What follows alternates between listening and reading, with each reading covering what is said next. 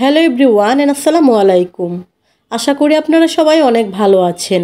আজকের আয়োজনে থাকছে খুবই কমন একটি রেসিপি। আজকে আপনাদের রুই মাছ দিয়ে অসাধারণ স্বাদের মজাদার একটি রেসিপি করে দেখাবো। আর এই রুই মাছের রেসিপিটি আমি করব আজকে শুধু পেঁয়াজ আর টমেটো দিয়ে। খুবই মজাদার এই রেসিপিটি আজকে আপনাদের সাথে শেয়ার করব। আশা করি রেসিপিটি আপনাদের কাছে খুবই ভালো লাগবে। যদি ভালো লাগে অবশ্যই একটি লাইক দিবেন আর আমার চ্যানেলটিকে সাবস্ক্রাইব করে আমার পাশে থাকবেন।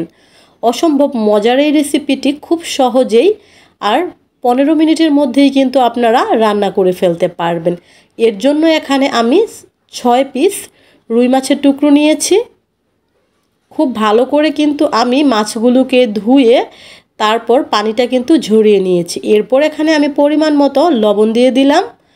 এরপর আমি আরও দিয়ে দিয়েছি এখানে পরিমাণ মতো হলুদের গুঁড়া। এই হলুদের গুঁড়া আর লবণ দিয়ে আমি মাছগুলোকে কিন্তু এখন আমি মেখে নিচ্ছি।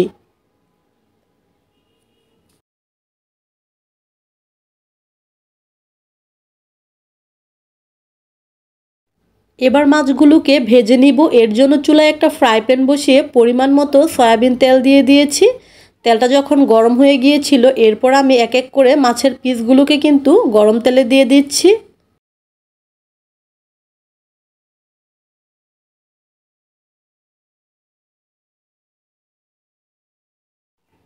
রেসিপিটি কিন্তু খুবই কম বেশি সকলেই কিন্তু এই রেসিপিটি আমরা করতে পারি। তবে যারা নতুন বা যারা ব্যাচেলার তাদের জন্য কিন্তু আজকের এই সহজভাবে এই রেসিপিটি করা। মাছগুলোকে কিন্তু আমি উল্টিয়ে পাল্টিয়ে ভেজে নিয়েছি, মাছগুলোকে উঠিয়েও নিয়েছি। এবার আমি একই তেলে দিয়ে দিলাম বেশ কিছু পেঁয়াজ কুচি। এখানে আমি পেঁয়াজের পরিমাণটা একটু বেশিই দিয়েছি, কারণ পেঁয়াজের পরিমাণটা এই রেসিপিতে একটু বেশিই দিতে হয়। তো পেঁয়াজ কুচিটা দিয়ে আমি এই তেলের মধ্যে নেড়ে চেড়ে 2-3 মিনিটের মতো ভেজে নেবার পর দিয়ে দিলাম পরিমাণ মতো লবণ।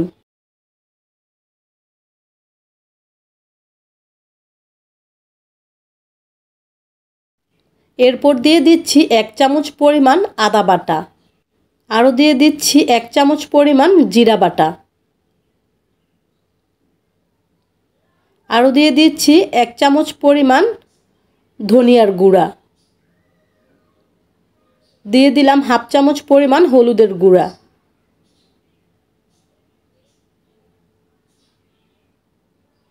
দিয়ে দিলাম 1 চামচের 3 ভাগের 1 ভাগ গরম মশলার গুঁড়া।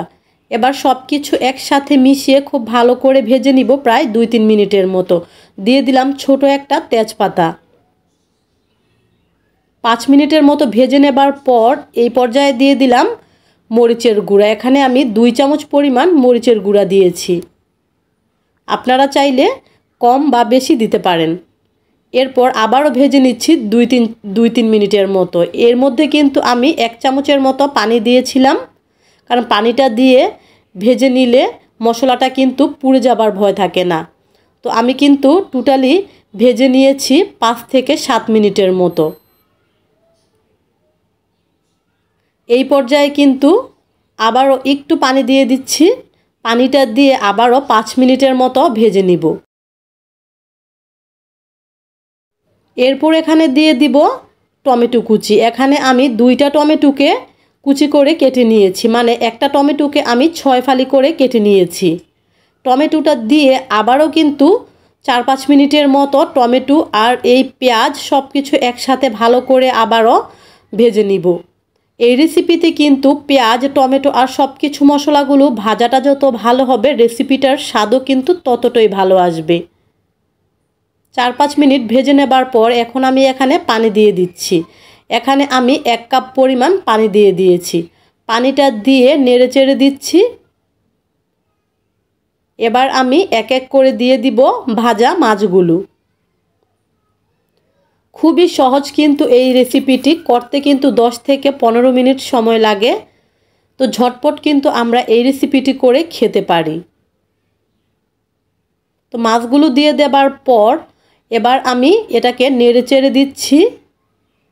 নেড়ে চেড়ে এবার আমি রান্না করে নিব আবারও প্রায় 7 থেকে 8 মিনিটের মতো। তো 7-8 মিনিট পর পানিটা কিন্তু অনেকটাই শুকিয়ে গিয়েছে। দিয়ে দিলাম এখানে আমি 5-6টা কাঁচামরিচ। কাঁচামরিচটা দিয়ে এই পর্যায়ে কিন্তু খুবই আস্তে আস্তে নাড়াচাড়া করে দিতে হবে, না হলে কিন্তু মাছের পিসগুলো কিন্তু ভেঙে যেতে পারে। তো কাঁচামরিচটা দিয়ে একটু নেড়ে চেড়ে এই পর্যায়ে আমি দিয়ে দিব ধনিয়া পাতা কুচি।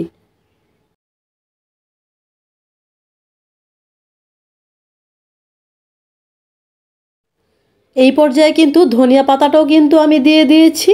এবার কিন্তু আমি চুলাটা কিন্তু অফ করে দিয়েছি। যতটুকু ঝোল আছে এটাও কিন্তু যখন ঠান্ডা হয়ে যাবে এই ঝোলটাও কিন্তু টেনে শুকিয়ে যাবে।